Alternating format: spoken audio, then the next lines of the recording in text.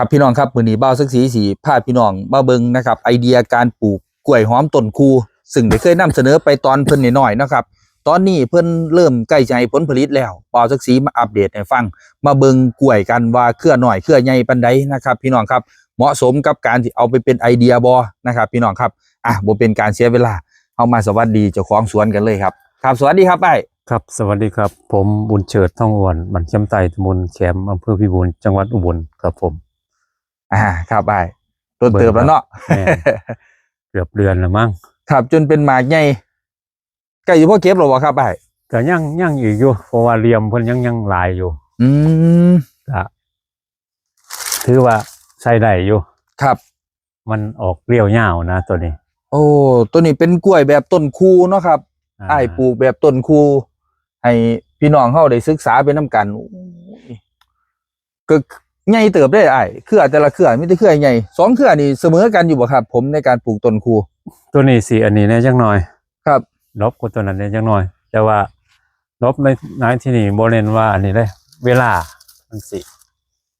คอยอันนี้อยู่ใหญ่เติบก็สิใหญ่ตามปกติเลยแม่นบ่ครับแต่ว่าสากกว่าตัวนั้นสิปรุงกว่าตัวนั้นก็ใกล้สิตัดได้ครับพี่น้องครับระยะห่างของ2ต้นนี่อ้ายปลูกระยะห่างเท่าใดครับก็ประมาณ50 เซนประมาณ50 เซนแม่น50 เซนปลูกแล้วเพิ่นหันออกจากกันเองบ่ครับอ้ายหรือว่าเพิ่นจังใดนี่หรือว่าอ้ายหันเพิ่นออกไปก็อยากให้หันไปทางไหนก็เอาแผลชนกันนี่แผลที่เฮาซับนะครับมันสิงอนๆอยู่เฮาเอาแผลชนกันช่วงมันโค้งๆมันสิออกไปจังซี่นะโอ้หลักการของมันก็มีเทคนิคของมันอยู่แม่นเอาหันมันสิตรงกันข้ามกับแผลมันนะครับอ้ายถ้าเอาแผลไปทางผุนมันก็สิล้มมาทางนี้หลักการของกล้วยแต่ที่แน่ๆถ้าเพิ่นปลูกเลิกกล้วยสิยืนตรงถ้าปลูกตื่นกล้วยสิเอ็นเพราะว่ามันดันขึ้นมาแล้วก็การทรงตัวมันสิบ่ดีปานใด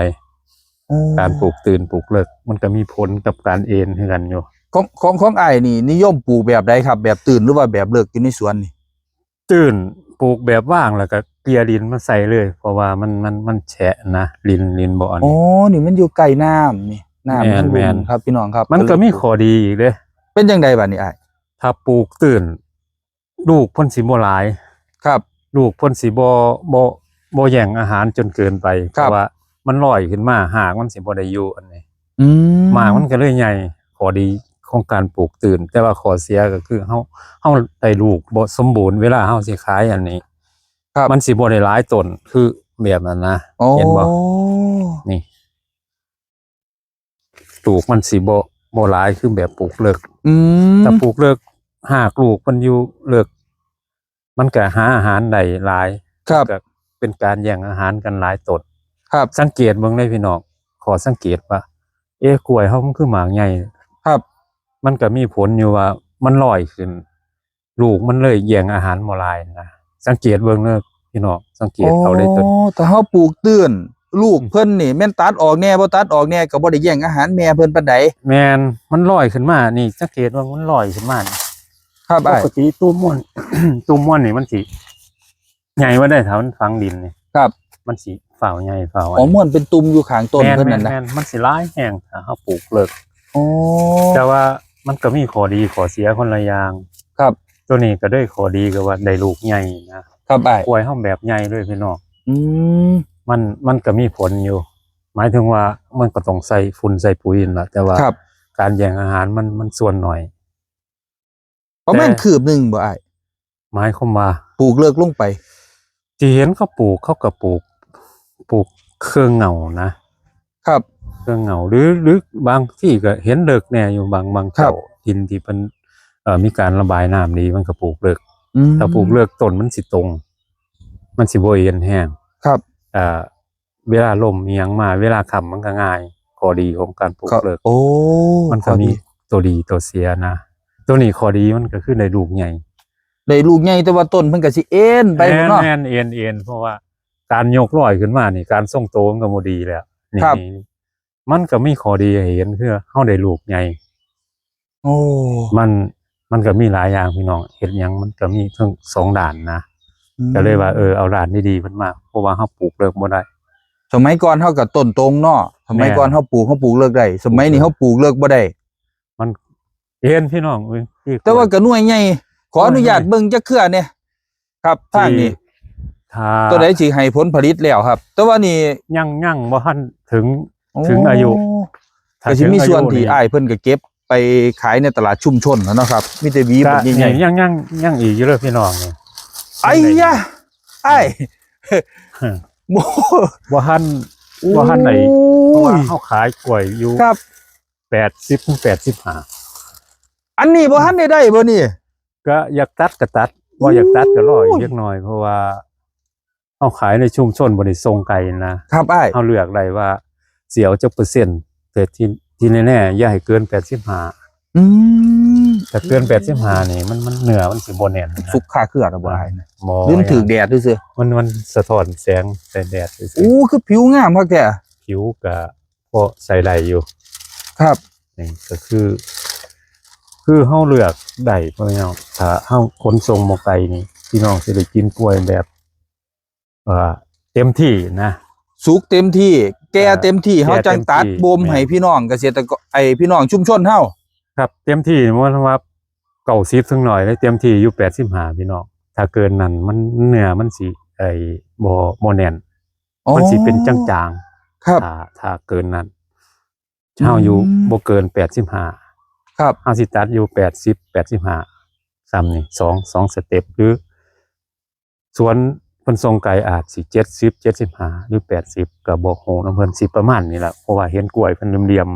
ครับ ๆทรงเรียวๆเนาะ โอ้ กล้วยเฮามันสิเป็น กลมกุนดุน รุนๆเลยเนาะเห็นแล้วสิตะลึงเลย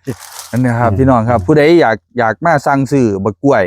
ของสวนพี่บุญเฉิดนะครับก็เดี๋ยวเบาชี้ขึ้นเบอร์โทรยาวๆไปให้แต่ต้นคลิปเลยเด้อครับพี่น้องครับก็แคปแล้วก็มาโทรสั่งเพิ่นได้นี่ก็สิได้กล้วยแนวนี้ ครับมันก็ถือว่าดีเด้อพี่น้องเด้อเพราะว่าเฮาเฮ็ดแบบไอ้ชุมชนเนี่ยฮู้จักนำว่าเฮาเฮ็ด ครับ แบบปลอดภัยส่ำใดนะครับ ส่ำใดเกือบ 100% แล้วความปลอดภัยเฮากินของชุมชนนี่เฮามั่นใจว่าได้กินของที่ปลอดภัยนะครับ ของแสบก็อยู่นี่ของปลอดภัยก็อยู่นี่นะ โอ้ พี่น้อง อลังการแห้งขนาดครับ แม่น พี่น้องครับเป็นบักกล้วยที่ใหญ่แล้วก็ดูแลแบบชุมชนบ่ได้เน้นสารเคมีบ่ได้ฉีดบ่ได้หยังครับพี่น้องครับ พี่น้องในระแวกนี่เพิ่นก็มั่นใจนะมั่นใจว่าเฮาเฮ็ดแบบจริงจังกับเรื่องนี้จริงจังแบบเฮาเคยเฮ็ดมานะ ครั พี่ บ น้องบ่แม่นว่ามาเฮ็ดเทื่อนึงเทื่อเดียวจังซี่เอาแบบว่าพื้นฐานเฮามีแนวนี้ชุมชนก็เลยเชื่อมั่นเขาบ่ได้ถามว่าฉีดยาหรือบ่ฉีดยาหรอกแต่ว่ามันเชื่อมั่นแล้วมันก็เลยเป็นสิ่งที่ต้องเฮ็ดให้ดียิ่งขึ้นนะจังซี่ ครับ แล้วเฮาก็บ่ได้ไปตลาดได้เนาะแต่ขายในชุมชน แม่นบ่ได้ไปตลาดอย่างมากก็ถึงเหมือนอ่างศิลาหรือทางเดชเพิ่นก็มาติดต่อแล้วว่า ครับ คันมีหลายก็แบ่งปันให้แหน่จังซี่นะครับ ผม คือเฮาใส่ใจมันก็เป็นหยังที่ดีต่อการตลาดพอสมควรนะพี่น้อง แต่รายย่อยได้อ้ายอยากมาซื้อจักเครือหนึงจักหยังจังซี่ โอ้มาฮอดสวนนี่ก็มีพิเศษพี่น้อง โอ้มีพิเศษดีว่า พิ มาก เศษ หลาย คือสิให้ซอยเวลาตัด ว้าย แอวเกือบอันนี้พี่น้อง โอ้ย เครือใหญ่แห้ง พิเศษนี่คือบ่แม่นอันนี้ให้มาซอยตัดดีว่า เอาไม่ส่วนรวมเนาะ มันสิ รวม ส่วนรวมโอ้ครับพี่น้องครับแน่นอนดีๆนะครับพี่น้องครับนี่กล้วยเครืองามของพี่บุญเฉิดนะครับ มาเบิ่งกล้วยคู่แล้วการปลูกคู่ก็ให้ผลผลิตดีนะครับเฮามาอัปเดตให้พี่น้องเบิ่งในกล้วยปลูกคู่แล้วก็เลยได้เบิ่งเทคนิคต่างๆ ของอ้ายเพิ่นไปอีกนะครับนี่ก็เป็นเทคนิคที่ดีนะครับแล้วก็มาเบิ่งส่วนผสมบัดนี้เดี๋ยวบ่าวสีสิถ่ายคลิปส่วนผสม